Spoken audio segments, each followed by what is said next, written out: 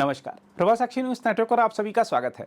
रामनवमी से पहले उत्तर प्रदेश के मुख्यमंत्री योगी आदित्यनाथ आज रामनगरी अयोध्या पहुंचे और दर्शन पूजन के अलावा विभिन्न कार्यक्रमों में शिरकत करने के बाद अयोध्या के विकास के साथ साथ रामनवमी की तैयारियों को लेकर अफसरों के साथ मंथन किया।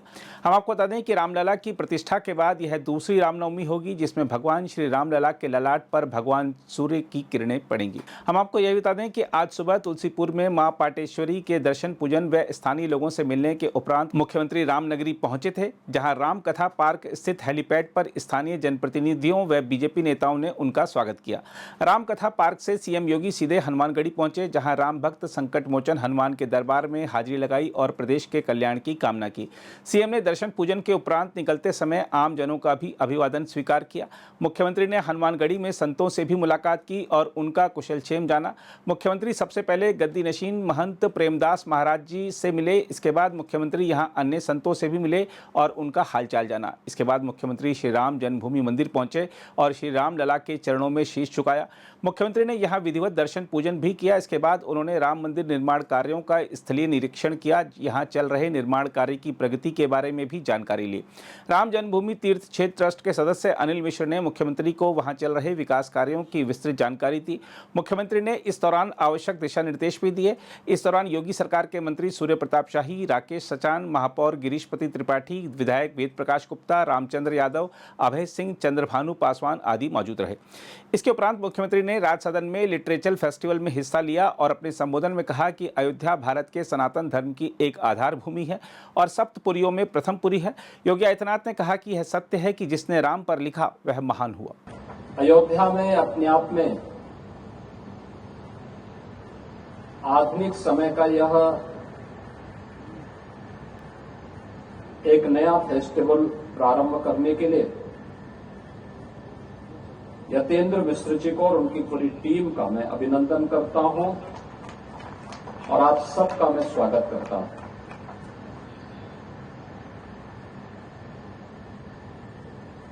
अयोध्या भारत के सनातन धर्म की एक आधार भूमि है, सप्तपुरियों में प्रथम पुरी है। सनातन काल से ही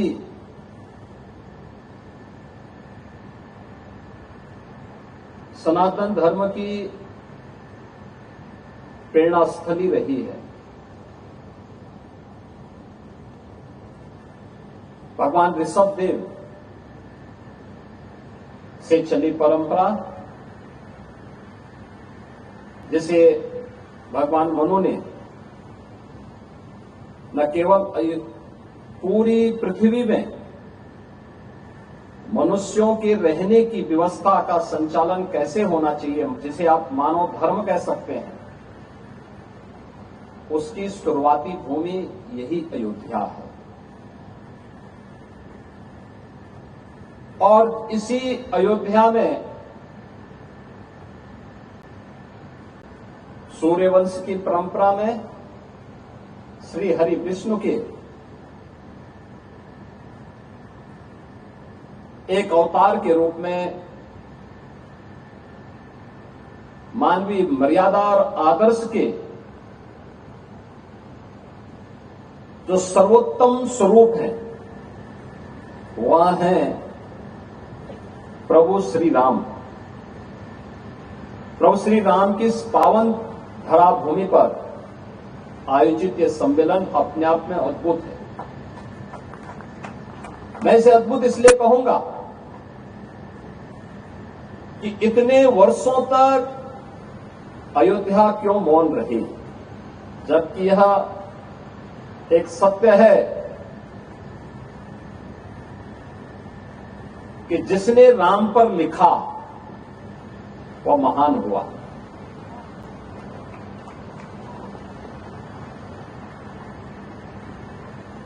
महर्षि नारद ने भी महर्षि वाल्मीकि को एक ही बात कही। जब वाल्मीकि के मुंह पर एक छंद फूट रहा था तो उन्होंने कहा मैं किसको समर्पित करूं, तो नारद जी ने उन्हें प्रेरणा दी कि इस धरती पर लिखने के लिए कोई एक महामानव है जो ईश्वरीय सत्ता का संचालन कर रहा है, वह केवल राम है। राम पर लिखोगे तो लेखनी धन्य हो जाएगी और महानता को प्राप्त करेगी। व्यावहारिक संस्कृत का दुनिया का पहला महाकाव्य रामायण बन गई। और याद करिए, वह आधार भूमि बनती है साहित्य की। हम वैदिक संस्कृत से व्यावहारिक संस्कृत में आ गए। व्यावहारिक संस्कृत से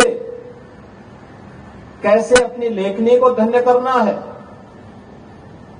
यह अगर सीखना है तो महर्षि वाल्मीकि के शरण में जाइए, जिन्होंने राम को आधार बना करके महाकाव्य की रचना कर डाली। उससे पहले उस प्रकार का महाकाव्य किसी ने नहीं रचा था। लेकिन मर्यादा पुरुषोत्तम भगवान राम उसकी आत्मा बने, अयोध्या उसका आधार बना, तो साहित्य की एक नई विधा का सृजन हो गया। साहित्य की जिस नई विधा का सृजन होता है, वह कालांतर में आपने फिर देखा होगा, पुराणों की परंपरा में वही व्यावहारिक संस्कृत अपनाई जाती रही और फिर यह आम जन के लिए इतनी लोकप्रिय हुई कि केवल भारत की ही नहीं बल्कि दुनिया की कोई ऐसी भाषा नहीं जिसमें रामायण या रामचरितमानस किसी न किसी रूप में लोगों के हृदय को न छू रही हो। आज भी आप देखते होंगे, हम लोगों ने 2017 में जब अयोध्या में दीपोत्सव के आयोजन को आगे बढ़ाया था, हमारे मन में एक ही बात थी और वो बात यही थी कि कैसे भी हो अयोध्या को उसकी पहचान मिलनी चाहिए। कैसे भी हो अयोध्या को उसकी पहचान मिलनी चाहिए, अयोध्या को वो सम्मान मिलना चाहिए जिसका वो हकदार होना चाहिए। एक द्वंद्व था जब अयोध्या में पहली बार आने की बात हुई। यद्यपि मेरी 3 पीढ़ियां श्री राम जन्मभूमि आंदोलन के लिए समर्पित थी, मुझे कोई समस्या नहीं थी, लेकिन शासकीय व्यवस्था जिस नौकरशाही से जकड़ी होती है, उस नौकरशाही में एक बड़ा वर्ग ऐसा था जो कहता था कि मुख्यमंत्री के रूप में अयोध्या जाने से विवाद खड़ा होगा। हमने कभी विवाद खड़ा होता तो होने दीजिए, लेकिन अयोध्या के बारे में कुछ सोचने की आवश्यकता है। फिर एक वर्ग ऐसा था जिसने कहा कि आप जाएंगे फिर राम मंदिर की बात होगी। तो मैंने कहा, कौन हम सत्ता के लिए आए हैं, राम मंदिर के लिए सत्ता भी गंवानी पड़ेगी तो कोई समस्या नहीं होनी चाहिए। और हम लोग उस समय फिर इस कार्यक्रम के साथ जुड़े। मैंने से 19 अवस्थी से कहा, मैंने कहा जो बस चुपचाप जाकर के देखो दीपोत्सव का कार्यक्रम कैसे हो सकता है। और वे यहां आए, उन्होंने यहां सर्वे किया, उन्होंने कहा दीपोत्सव का आयोजन होना चाहिए। मैंने कहा मैं जाऊंगा, दीपोत्सव करते करते बीच में फिर राम मंदिर की बात उठेगी तो इसको क्या करेंगे। उन्होंने कहा नहीं, कार्यक्रम हो इसके बारे में हम सबसे बात करते हैं और सबका सकारात्मक भाव हो। और आज आप देख रहे होंगे, दीपावली के एक दिन पहले अयोध्या का दीपोत्सव अयोध्या का एक फेस्टिवल बन गया, एक पर्व बन गया है।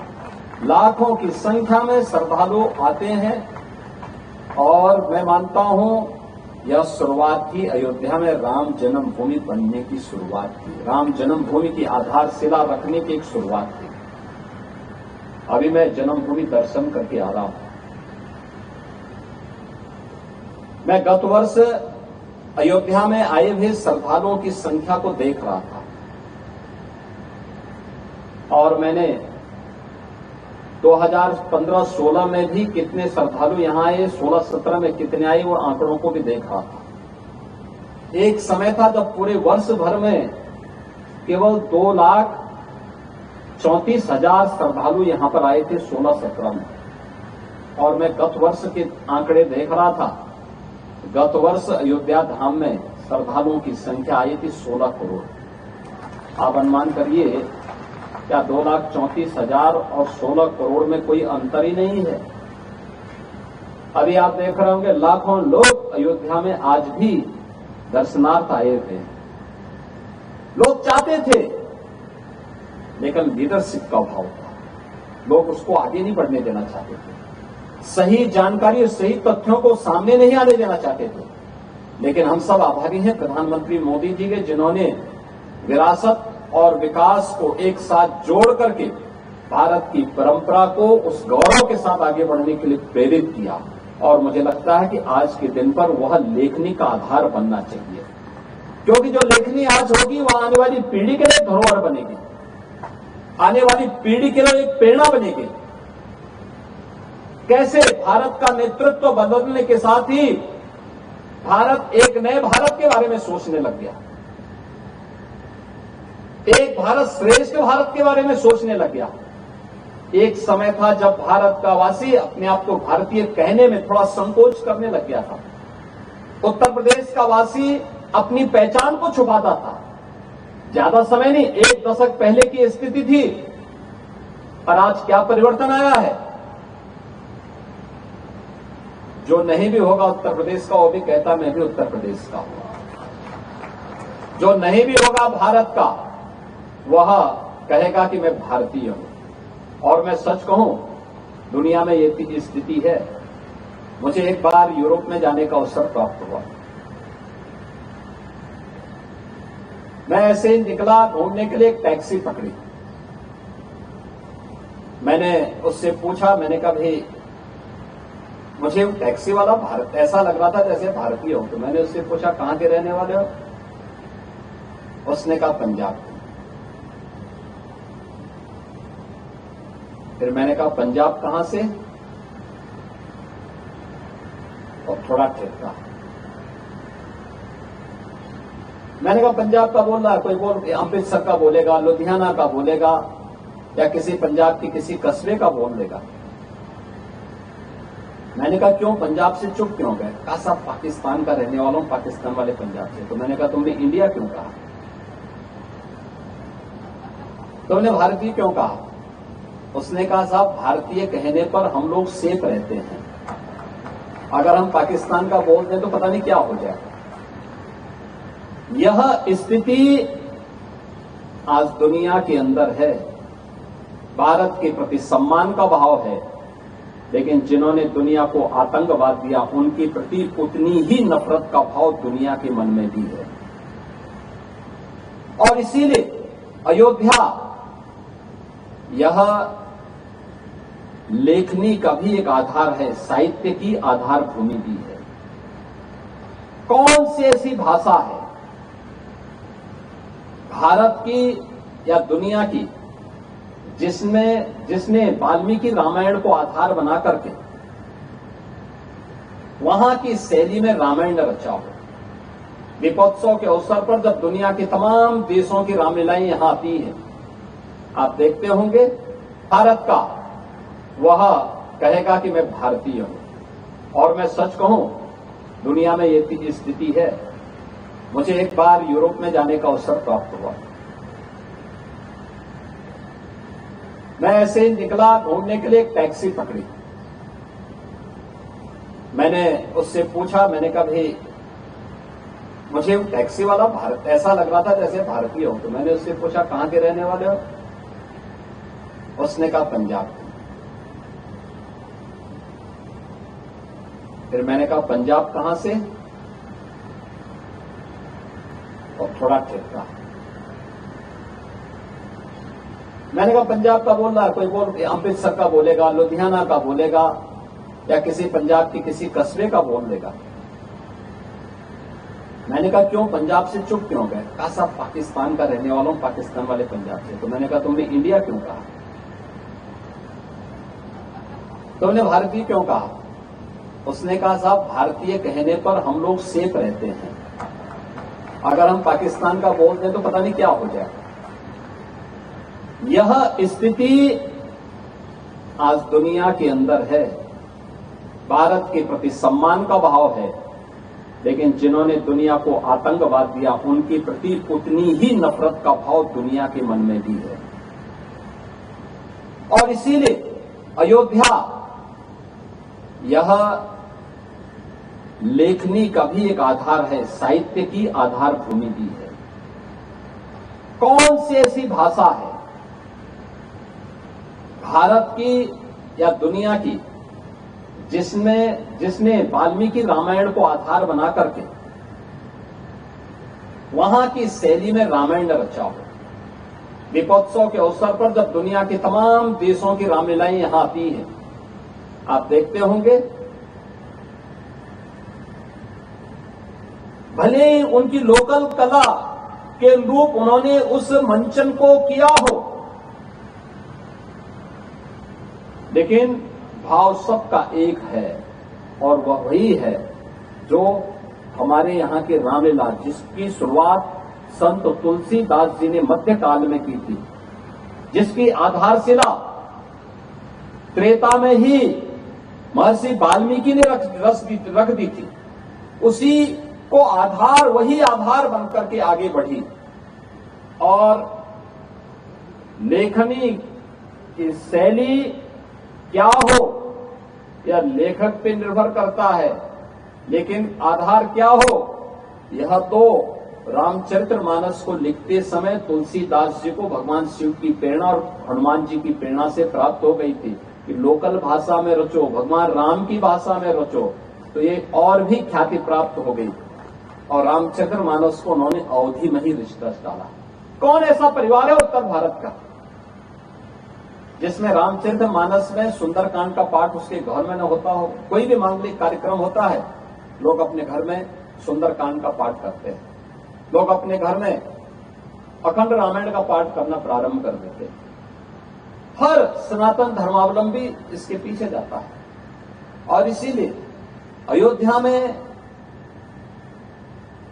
कला और साहित्य से जुड़े हुए इस महोत्सव का शुभारंभ कि वास्तव में यहीं से इसकी शुरुआत होनी चाहिए, लेकिन हम पिछड़ गए। यतीन्द्र जी ने इसको फिर से प्रारंभ किया है, इसको और अच्छे ढंग से आगे बढ़ाने की आवश्यकता है। और रामायण महोत्सव के साथ इसको जोड़ करके और भी अच्छे ढंग से अगर हम आगे बढ़ाएंगे तो मैं विश्वास के साथ कह सकता हूं कि साहित्य यह समाज का दर्पण तो होता ही है, यह समाज के सृजन का आधार भी बनता है। समाज अगर सृजित होगा तो वह एक सकारात्मक दिशा में आगे बढ़ेगा। अच्छी लेखनी, कालजयी लेखनी को पुनर्जीवित किए जाने की आवश्यकता है। आज के समय में चुनौती है, क्योंकि पढ़ने लिखने की परंपरा बाधित हुई है। डिजिटल मीडिया ने, सोशल मीडिया ने अनेक बैरियर खड़े किए हैं, लेकिन इन बैरियर को पार करते हुए भी अगर हम कोई रास्ता फिर से बना सकें और कोई कालजयी रचना के सृजन का मार्ग इस प्रकार के लिटरेचर फेस्टिवल के माध्यम से आगे बढ़ा सकेंगे, तो निश्चित ही साहित्य के लिए भी, समाज के लिए भी वह अत्यंत उपयोगी साबित होगा। मैं एक बार फिर से अयोध्या लिट फेस्टिवल के लिए यतीन्द्र मिश्र जी को और उनकी पूरी टीम को वैसे धन्यवाद देते हुए इसके प्रति अपनी शुभकामनाएं देता हूं। हम आपको यही बता दें कि मुख्यमंत्री ने रामकथा पार्क में मुख्यमंत्री युवा उद्यमी विकास अभियान के अंतर्गत संयुक्त क्रेडिट कार्ड कैंप में शामिल होकर प्रदर्शनी का अवलोकन किया और अयोध्या मंडल के 1100 से अधिक पात्रों को लगभग 50 करोड़ का ब्याज मुक्त ऋण प्रदान किया। दरअसल युवाओं को उद्यम की तरफ उन्मुख कर उन्हें स्वावलंबी और रोजगार प्रदाता बनाने की सीएम की यह दूरदर्शी व महत्वाकांक्षी योजना है। यह योजना मुख्यमंत्री योगी आदित्यनाथ की प्राथमिकता में भी है। इसे 24 जनवरी को लॉन्च किया गया था। यहां से मुख्यमंत्री ने आयुक्त कार्यालय सभागार पहुंचकर समीक्षा बैठक की। अगर आप भी लेना चाहते हैं देश दुनिया की तमाम जानकारी तो आज ही सब्सक्राइब करें हमारे चैनल को। साथ ही नीचे दिए बेल आइकन को जरूर दबाएं ताकि हर अपडेट आप तक पहुंच सके।